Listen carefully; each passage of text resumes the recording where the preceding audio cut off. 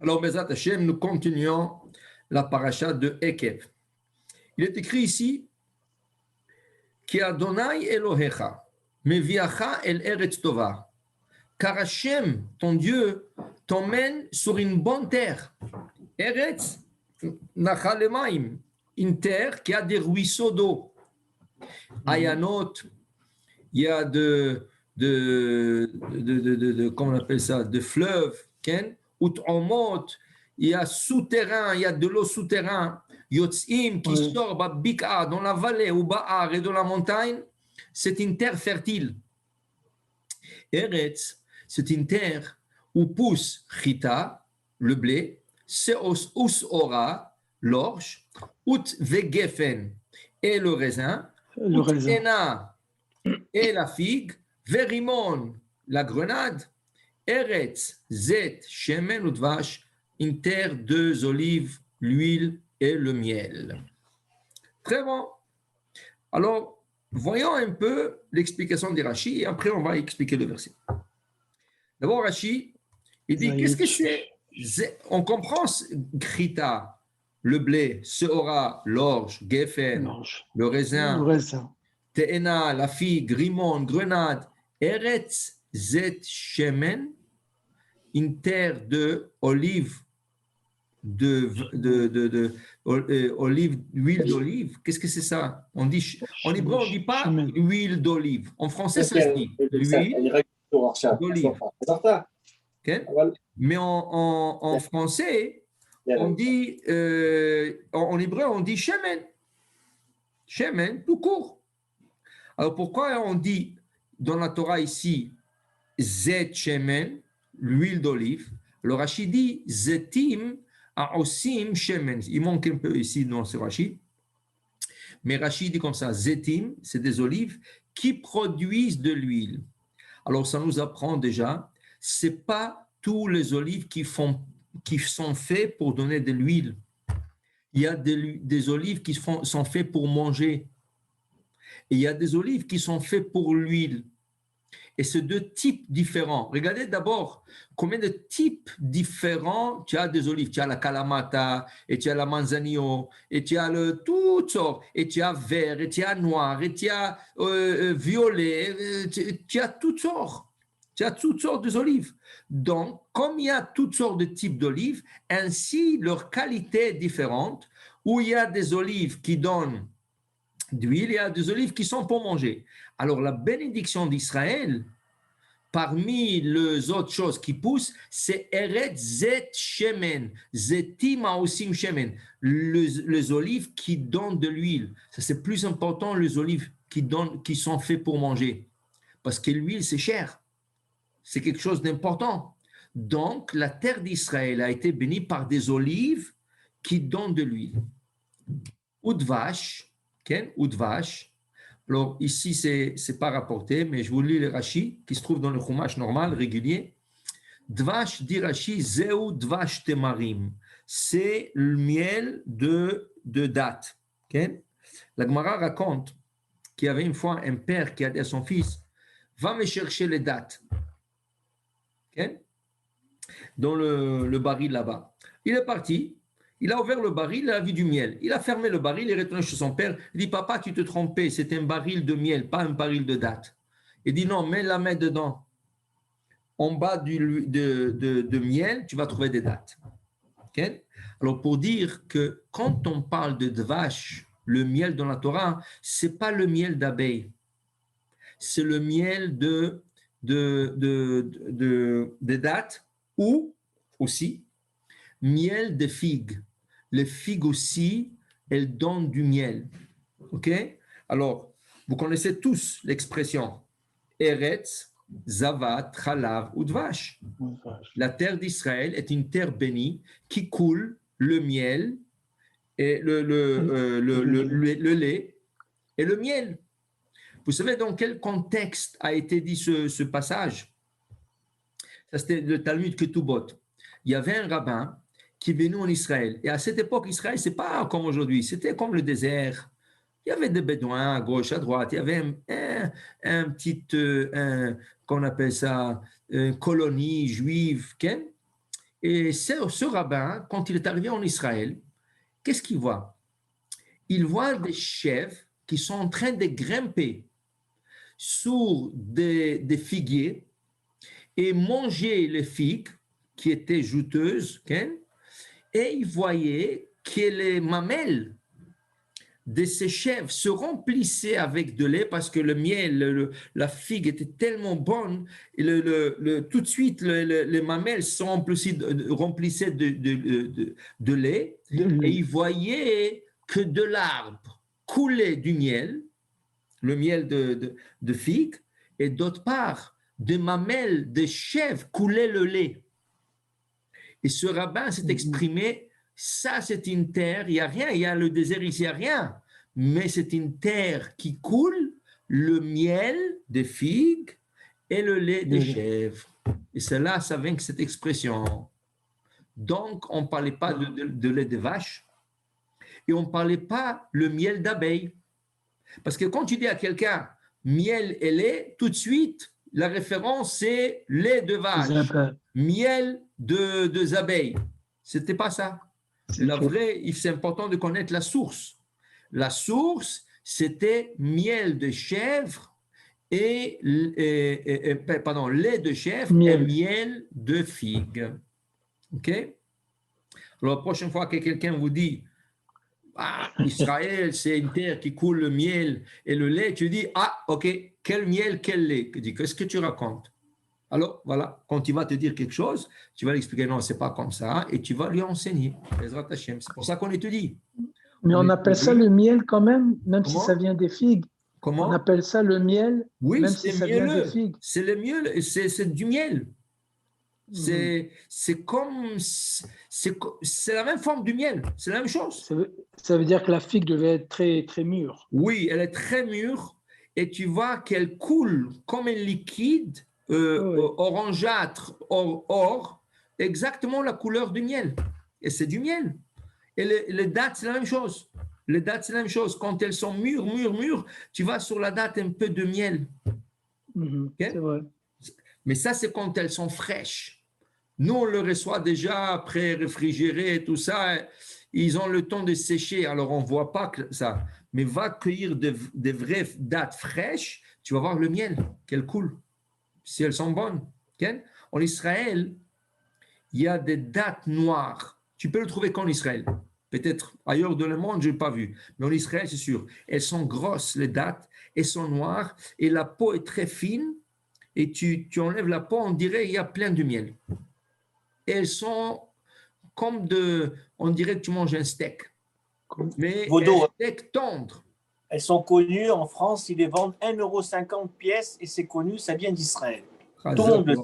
1,50 €. Oui, monsieur, 1,50 €, ils sont très gros, ils sont très connus et vous rentrez même dans les marchés et dans les commerçants arabes qui vendent les légumes, ils les amènent dans les périodes, ils te disent ça c'est d'Israël, c'est les meilleurs. Wow. Même d'Algérie ou de Tunisie où ils ont des grosses dates, les meilleurs, Majoul, ça s'appelle Majoul, ils les vendent. Majoul. Les grosses, oui, c'est connu. Khazak, very good. Mais c'est les Majoul, vraiment? Comment? Oui. Parce que Costco vend le Majoul d'Israël. Oui, mais c'est pas le même. C'est pas l'autre. C'est là le Majoul qui se vend ici à Costco, ils sont un peu bruns.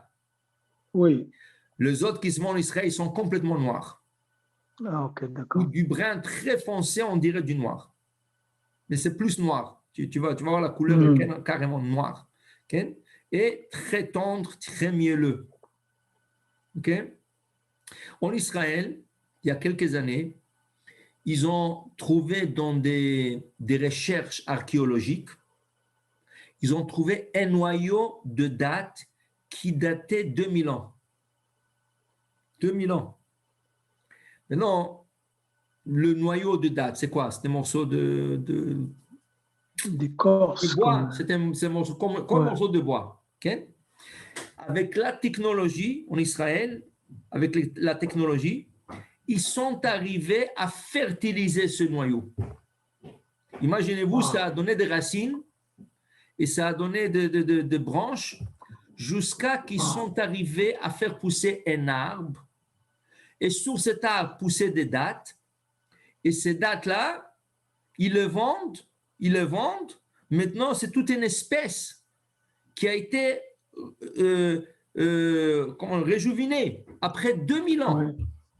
Imaginez-vous, un noyau de date, 2000 ans dans la terre, ils sont arrivés à le revivre. Okay? Ça, c'est extraordinaire. Ça s'apprend les Israéliens qui font ça. Okay? Ouais. C'est la Chokhmah d'Israël. Pourquoi? Parce qu'en Israël, il y a la bracha. Un noyau sec de 2000 ans, tu peux le fertiliser. Ailleurs dans le monde, ils n'ont jamais réussi de faire ça. Mais en Israël, ils sont arrivés à le faire. Okay? Donc, magnifique. Alors, on va continuer. Le verset nous donne la bénédiction. Top. Maintenant, regardez. Il y a ce verset est très intéressant. Il y a beaucoup à apprendre de ce verset, beaucoup. D'abord, nous apprenons que Eretz Israël a été béni par 7 espèces. Chita, blé 1. Seora, Usora, orge, numéro 2. Geffen, les raisins, 3. Te'ena, les figues, 4.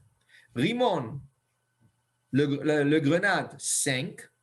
Zet Shemen, l'huile des olives qui produit de l'huile, c'est 6. Dvash, qu'on a dit le miel, de dattes, 7. Il y a 7 fruits ici. Ces 7 fruits, c'est le 7 fruits où Israël a été béni. Okay? Les 2 premiers, ils sont différents. Chita ou Sora. Okay? Ce n'est pas des fruits, c'est des grains. C'est des céréales, si vous voulez. Okay? Les autres 5, c'est des fruits. Okay? Alors, dans la Gemara, dans le Talmud d'abord, et après dans la Halakha nous distingue entre ces 5 fruits et tous les autres fruits qui existent. Entre ces 2 grains et tous les autres grains qui existent. Qui veut dire quoi? Pour nous, il y a 5 grains de céréales. Pas plus. Tous les autres, c'est des céréales, mais ils font pas partie des grains qu'on peut faire du pain Hametz. Oui, Pesach, Hametz. La Gemara nous explique qu'il y a seulement 5 grains qui sont Hametz. Blé, orge, seigle, avoine, seigle et épeautre. Ça, c'est 5 grains, le seul 5 grains qui peuvent devenir chametz. Qui veut dire quoi? Qui veut dire que quand tu écrases ces grains et tu fais de la farine et tu mélanges de l'eau, la pâte, elle va gonfler. Mais vous allez dire, mais prends du riz, écrase-le, fais de la farine du riz, mélange de l'eau, tu vas avoir de la pâte du riz et c'est gonflé. Okay?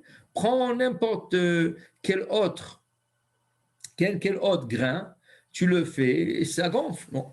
Alors, dans comment on appelle ça, dans la science, okay? Il te dit il y a 2 choses. Il y a la pâte qui lève, c'est la pâte elle-même qui lève. Il y a ce qu'ils appellent sirachon. Sirachon veut dire que la pâte ne lève pas d'elle-même, c'est une réaction chimique. Mais ce n'est pas une pâte levée. Alors, la réaction chimique, c'est comme si tu mets 2 produits ensemble et ça commence à se gonfler. Mais ce n'est pas la pâte elle-même. C'est 2 éléments qui créent le lever de pâte. Mais ce n'est pas de la pâte. Donc, la Gemara, dans la Masechet Pesachim, nous enseigne qu'au niveau de Pesach, quand on parle du Hametz, il y a seulement 5 grains qui peuvent être Hametz, le 5 qu'on vient de mentionner. Tous les autres ne sont pas Hametz. Il y a une opinion de Rabbi Yochanan qui dit que même le riz, puisque sa bracha est mezonot, même le riz est Hametz. Et la Gemara dit que ce n'est pas la halakha.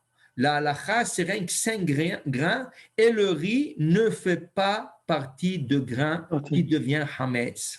Donc, ceux qui ne mangent pas le riz à Pesach, ce n'est pas à cause du Hametz, Pas du tout, ce n'est pas à cause du Hametz. C'est une autre raison. Quelle est la raison?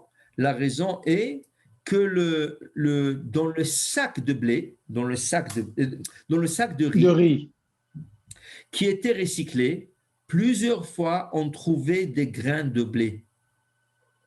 Ok? Alors, ils te disent que il y a des communautés qui n'ont pas accepté ce décret et ils mangent du riz à Pessah. Les Syriens, les Algériens, les Tunisiens, plusieurs en Israël, plusieurs mangent le riz à Pessah.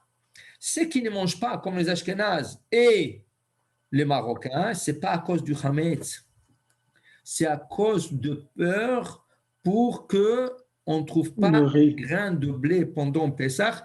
Et là, ça interdit toute la cuisine, les marmites, les fours, tout. Parce qu'il suffit d'un grain pour rendre tout Hametz. Ok? Donc ça, c'est au niveau des grains. 5 grains de céréales, tous les autres, même s'ils sont des céréales, ne sont pas parmi les 5 grains. Donc, la quinoa qui vient d'explorer, de trouver, il y a quoi, 10 ans, pas plus que ça, la quinoa, ce n'est pas du tout Hametz. Elle n'a rien à voir avec la Hametz, la quinoa. La quinoa n'est pas de Hametz. Et même les Ashkénazes qui font attention au ce qu'on appelle les légumineuses, même les Ashkénazes, ils ont le droit de manger la quinoa. Qu'est-ce que c'est légumineuse? Toute chose qui pousse dans des pochettes, comme le fève, les pois verts, c'est une pochette avec plusieurs grains. Ça ressemble aux grains de blé, ou ça pousse dans des pochettes sur les épis de blé. Alors, c'est un décret qui se ressemble.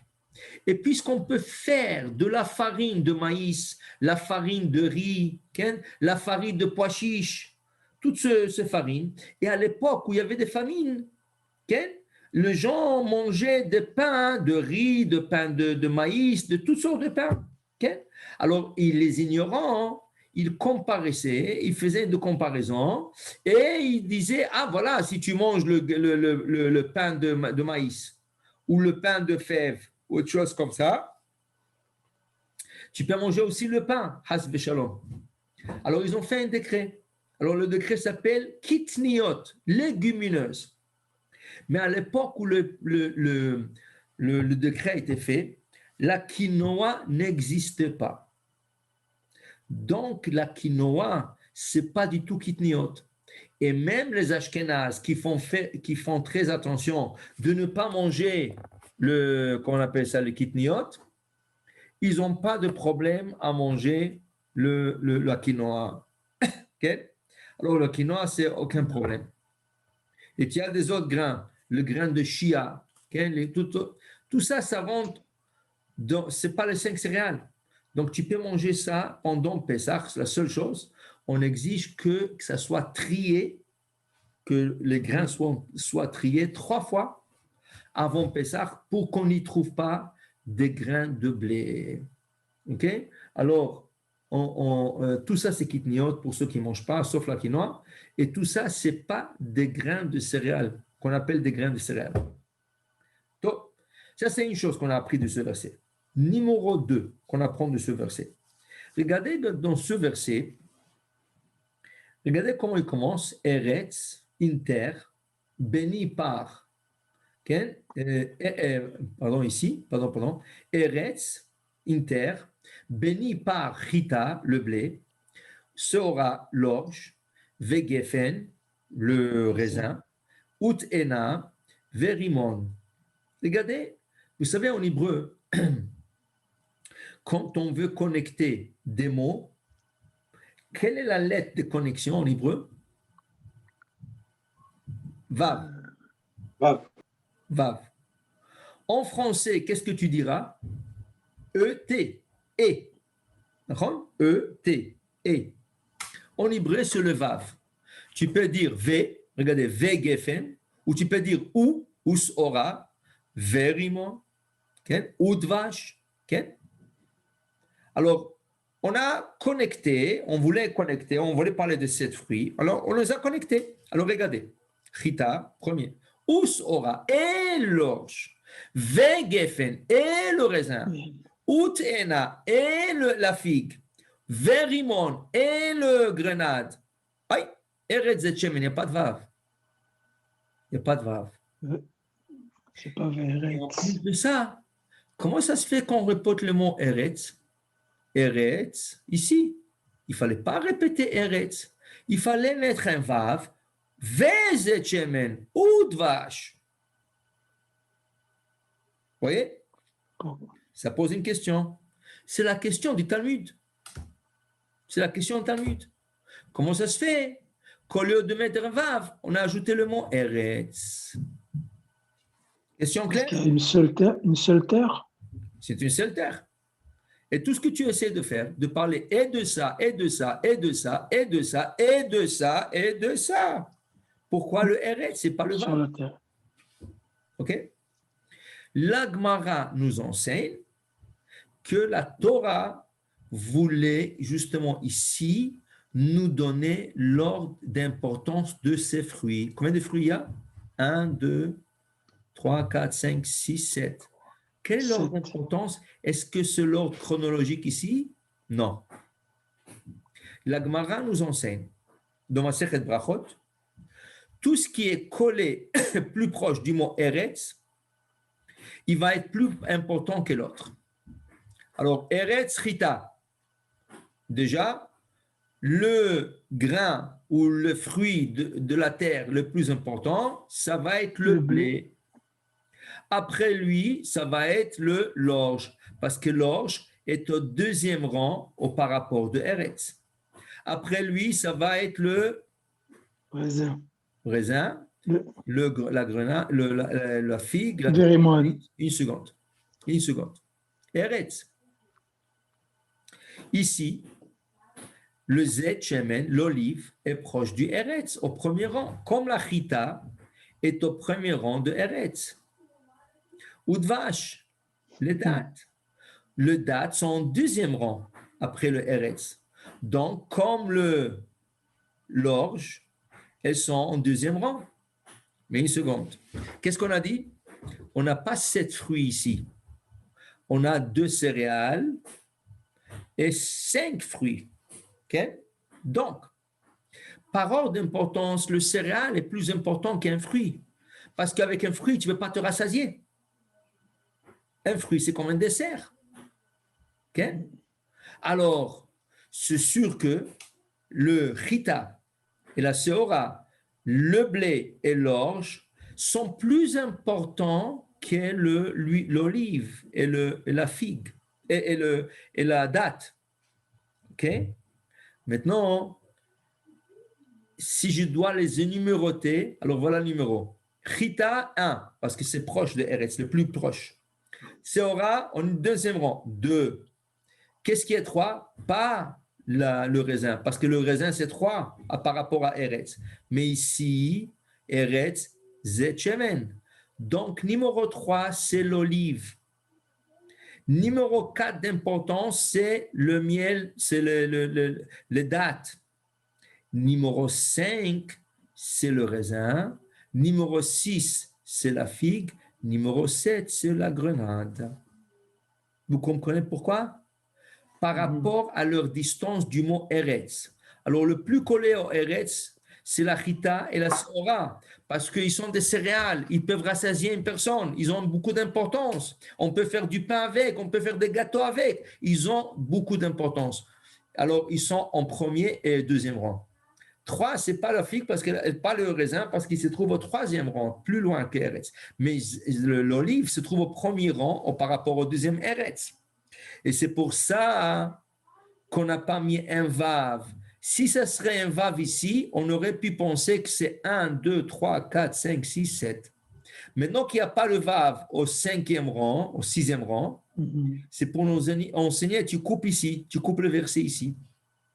Et tu regardes, Eretz Chita Osora, 1, 2, 3, 4, mais ça c'est quatrième rang, ça c'est troisième rang, ça c'est 1 et 2, alors ça c'est 1 et 2, mais ça c'est 1 et 2. Donc 1, 2, blé, orge, 3, zet, shemen, 3, et le miel, ça veut dire que les dates, c'est 4. Est-ce que c'est clair, Rabotai? Oh, oui, tout à fait. Tout à fait. Shemen, c'est le miel? Non, shemen, c'est l'huile. Ah, c'est l'huile. Ouais. Et udvash? Dvash, c'est le miel. Le miel. OK. Le miel de date, oui? OK. C'est bon. Maintenant, regardez quelque chose. Pourquoi on dit ça? La Gemara dit, tu viens à table, et ben au Hachem, on te prépare une table de roi. Et sur la table, il y a des gâteaux faits en blé, des gâteaux faits en orge. Okay? Tu as des raisins, tu as des figues, tu as des grenades, tu as des olives, tu as des dattes, tu as des pommes, tu as des poires, tu as des kiwis, tu as des mangues, tu as tout ce qu'il faut. Et tu demandes, hey, avec quel bracha je commence? Quel bracha je dois faire en premier? Qu'est-ce que vous dites? Le blé? Oui, alors c'est quoi? Hita. C'est quoi? Amotzi lechem min Zonot. haaretz. Non, il n'y a pas de pain. Ça veut dire que la première bracha, je prendrai un gâteau fait de blé. Et quel bracha je dirais? Sheakol? Non? Boré, miné, Ah, mezonot. maisonnante. Mezonot. Donc, tu arrives à table, il y a des gâteaux, il y a des fruits. La première bracha que tu dois faire, c'est sur le gâteau. Boré, miné, maisonnante. Maintenant, il y a toutes sortes de fruits. Quel fruit je prendrai en premier? Le raisin? Non? L'olive. Parce que l'olive. Ah oui, parce qu'il est en il est au numéro 3. numéro 3, oui, c'est vrai. Ça, parce qu'il est plus proche de Eretz. Oui, c'est Donc, vrai. je ferai la bracha sur l'olive. OK.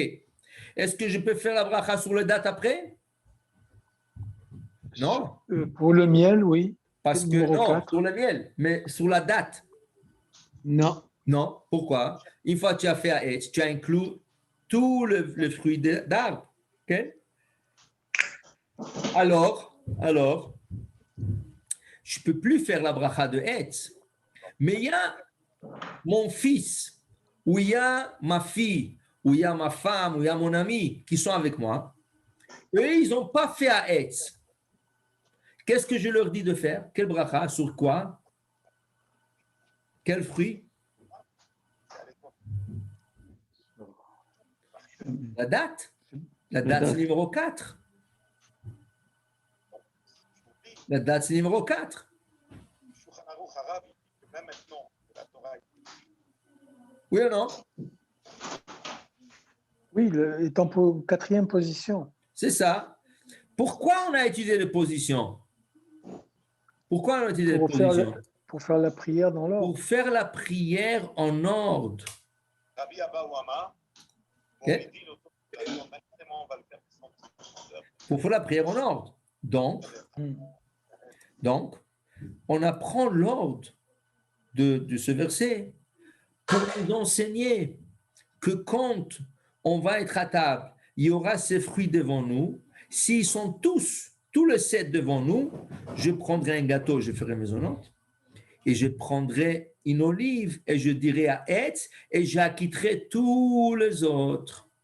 Mais maintenant, s'il y a quelqu'un à côté de moi qui veut faire à Etz aussi, je lui dirai, hey, prends la date, fais la bracha sur la date, car elle est en deuxième position d'importance. Okay? Comme ça, tu lui donnes la bracha, elle aussi.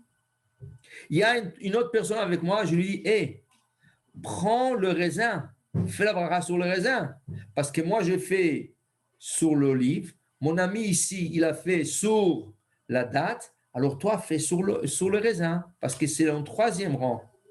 Okay?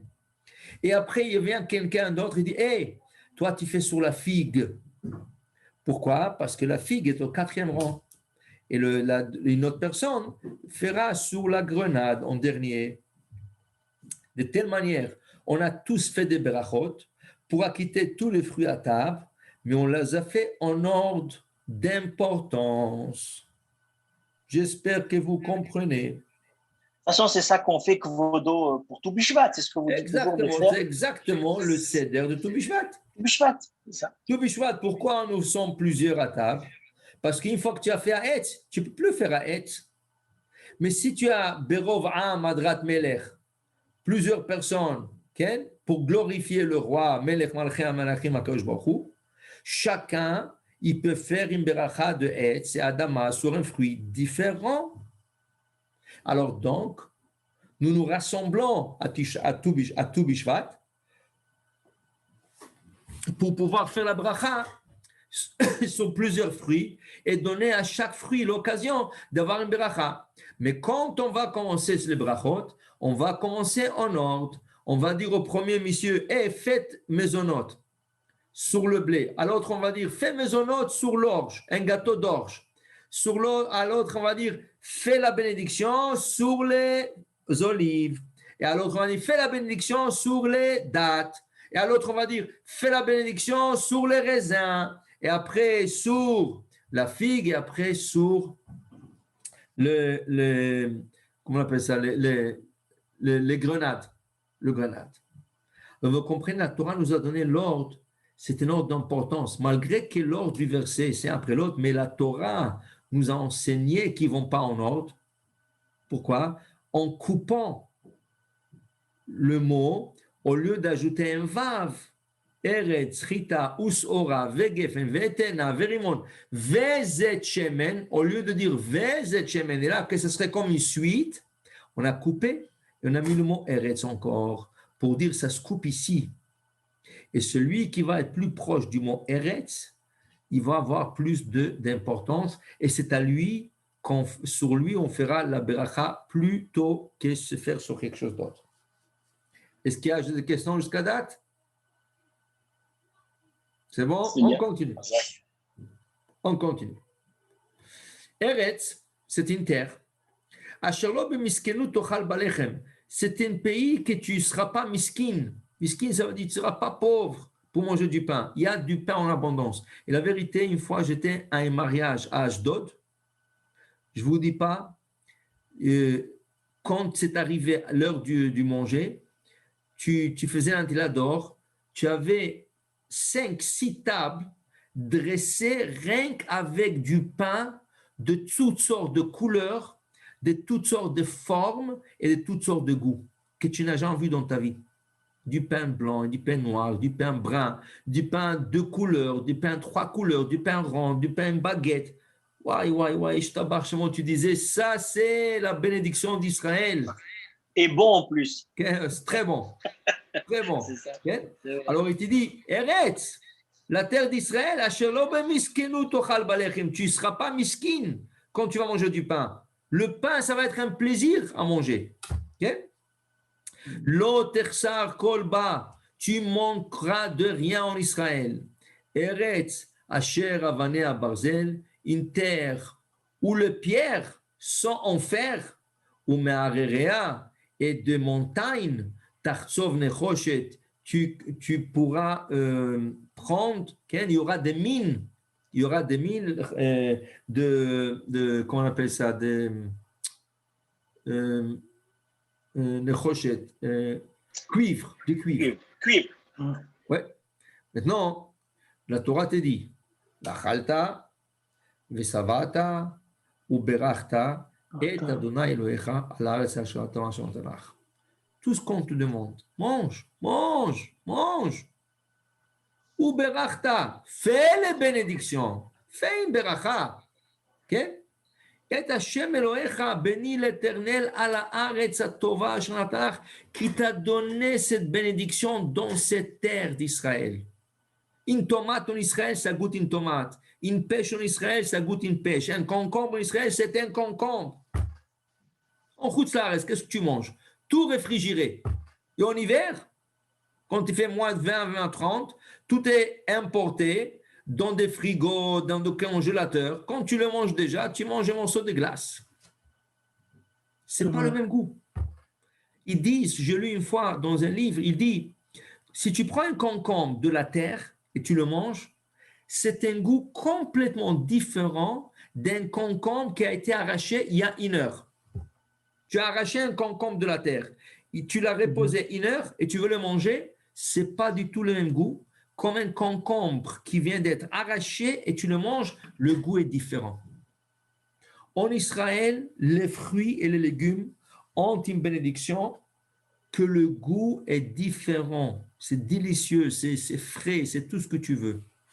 Mais Hachem te dit, hé, moi je te donne tout ça. Pourquoi faire? Ve'achalta, mange. Ve'savata, rassasie-toi. Ou berachta, s'il te plaît, fais la bracha. Qu'est-ce que ça te dérange de faire Baruch ata Hashem Elokeinu melech haolam boré peri haetz? Qu'est-ce que ça te dérange de faire une bracha et dire merci Hashem pour ces fruits d'arbre? Une tomate, une banane. Baruch ata Hashem Elokeinu melech haolam boré peri haadama. Qu'est-ce que ça te dérange? Tu remercies Hashem. Tu n'as pas besoin d'être religieux ou pas religieux, pratiquant ou pas pratiquant. Tu as besoin d'être poli. Qui veut dire que quand quelqu'un te donne un chocolat, la moindre chose, c'est de dire merci. Akadosh Baruch Hu te donne à manger, dis merci. Il y a des gens qui veulent manger, mais ils n'arrivent pas à manger. Il y a des gens qui veulent manger et qui, Akadosh Baruch Hu ne leur a pas donné la possibilité d'acheter le manger. Et Baruch Hashem, toi, tu es en bonne santé, toi, tu as la possibilité d'acheter et de manger. Ou berachta, fais la beracha. Okay? Et la Gemara dit, celui qui ne fait pas la beracha sur les aliments qu'il mange, il est chaver, il est l'ami de Yorovam ben Nevat, au roi Yorovam ben Nevat. Yorovam ben Nevat était un roi okay, que par jalousie d'un autre roi d'Israël qui s'appelait Rochavam, le fils du roi Salomon, par jalousie, il a planté des idoles en Israël. Et il a forcé le peuple d'Israël d'adorer des idoles. Et quand il mangeait sans beracha. Dirachi, celui qui mange sans beracha, la Gemara nous dit qu'il est l'ami de Yorovam ben Nevat, qui veut dire quoi? Comme Yorovam ben Nevat a entraîné le peuple d'Israël à pécher, ainsi c'est lui qui mange son bracha, entraîne ses enfants à pécher. Okay? Donc ses enfants, ils le voient, le père, en train de manger sans faire la bracha. Eux aussi, ils ne font pas la bracha. Donc qu'est-ce que tu es en train de faire? Tu es en train d'enseigner au monde de ne pas faire des brachot. Comme Yorovam ben Nevat a enseigné au monde d'aller contre Hachem en faisant l'idolâtrie.